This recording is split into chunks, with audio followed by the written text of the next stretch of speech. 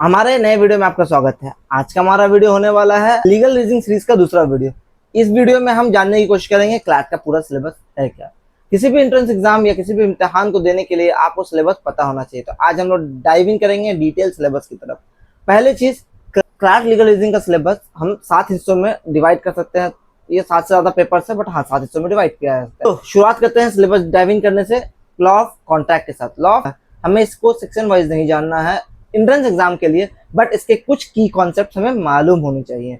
जैसा कि अग्रीमेंट किसको कहते हैं, अग्रीमेंट कब क्वालिफाई होता है कॉन्ट्रैक्ट बनने के लिए, कॉन्ट्रैक्ट के क्या एसेंशियल्स हैं, ऑफर एक्सेप्टेंस किसको कहते हैं, कब ये कैसे कम्युनिकेट करना है, कैसे रिवोक करना है, कब ये कंप्लीट होता है, कंसिडरेशन क्या है, कैसा कंसिडरेशन होना चाहिए, कैपेसिटी टू कॉन्ट्रैक्ट किसको कहते हैं, क्या चीजें वहां कंसिडरेशन में आती हैं, फ्री कंसेंट होता क्या है, कब इसको किसी कंसेंट को फ्री कहेंगे, कब नहीं कहेंगे, वॉइड अवॉइडेबल अग्रीमेंट क्या होते हैं, क्या डिफरेंस है इनमें, या फिर कंटिंजेंट कॉन्ट्रैक्ट किसको कहते हैं, कैसे कौन कॉन्ट्रैक्ट बनते हैं या कौन कॉन्ट्रैक्ट कब बनते हैं, और ब्रीच ऑफ कॉन्ट्रैक्ट कब होता है और इसकी क्या रेमेडीज है। ये बेसिक चीजें हैं जो कॉन्ट्रैक्ट में हमें जाननी पड़ेंगी।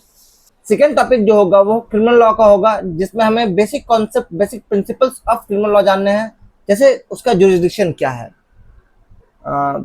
एक्टस रियस मेंस रिया क्या होता है, एक्सेप्शंस क्या है क्राइम के, जैसे mistake, accident, insanity, private defence, ये क्या है, कब इनको लेते हैं as an defences, exceptions, offences क्या है या किनको हम किन चीजों को हम ऑफेंस कहेंगे, जैसे थेफ्ट, रॉबरी, डकैती का क्या फर्क है, होमिसाइड क्या किसको कहते हैं, अबेटमेंट क्या होता है, theft, cheating, murder, culpable homicide, amounting to murder, culpable homicide not amounted to murder, criminal conspiracy किसको कहते हैं, कब ये होता है, या स्टेजेस ऑफ क्राइम क्या क्या है। ये बेसिक कुछ कॉन्सेप्ट है जो हमें लॉ ऑफ क्राइम में जानने पड़ेंगे।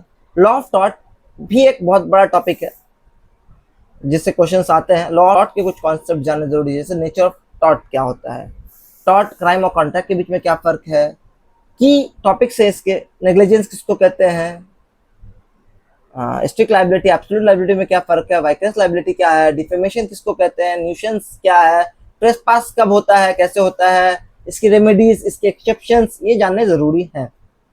Apart from that constitution law एक बहुत बड़ा टॉपिक है जो हर हिंदुस्तानी को जानना चाहिए। उसकी कुछ बेसिक चीजें हैं जो क्लैट एग्जाम में बार बार पूछे जाते हैं, जैसे आर्टिकल 12 क्या है, आर्टिकल 13 क्या है, आर्टिकल 14 क्या है, आर्टिकल 15 टू 18 क्या क्या चीजें कही गई हैं, आर्टिकल 19 क्या है, एक्सेप्शंस क्या है इसके, आर्टिकल 21 कितना बहुत इंपॉर्टेंट आर्टिकल है इसका और ये हमें पता होना चाहिए। आर्टिकल 21, आर्टिकल 20, आर्टिकल 22 टू 35 क्या चीजें कही गई हैं कॉन्स्टिट्यूशन में, डीपीएसपी किसको कहते हैं, कैसे ये फंडामेंटल राइट्स से अलग है, फंडामेंटल ड्यूटीज किसको कहते हैं, बेसिक स्ट्रक्चर डॉक्ट्रिन क्या है, कब बना, उसकी हिस्ट्री और उसके डिटेल्स, जुडिशियल रिव्यू और जुडिशियल एक्टिविज्म में क्या फर्क है, ये चीजें जाननी जरूरी है। कॉन्स्टिट्यूशन से रिलेटेड तो हमें करंट अफेयर्स में भी जानना जरूरी है, क्या क्या लैंडमार्क जजमेंट्स रिगार्डिंग कॉन्स्टिट्यूशन आया है।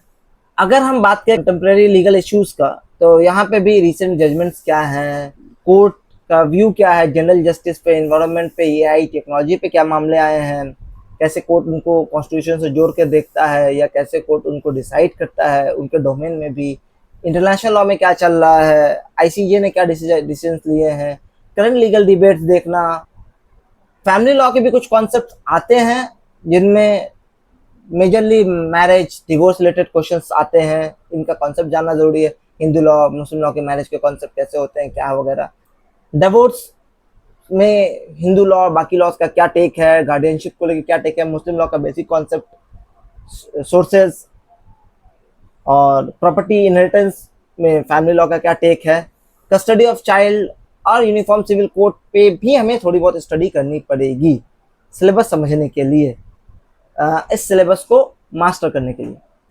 इन चीज़ों के अलावा एक्स्ट्रा भी चीज़ें आ सकती हैं, आईपीआर पे, आर्बिट्रेशन पे, डेटा प्रोटेक्शन पे है जो लेटेस्ट ट्रेंड है, IPR, arbitration, data protection act और कुछ टेक्निकल चीज़ें जो मैंने बताया वो भी आ सकता है, तो वो भी फोकस पे रखना होगा हमें।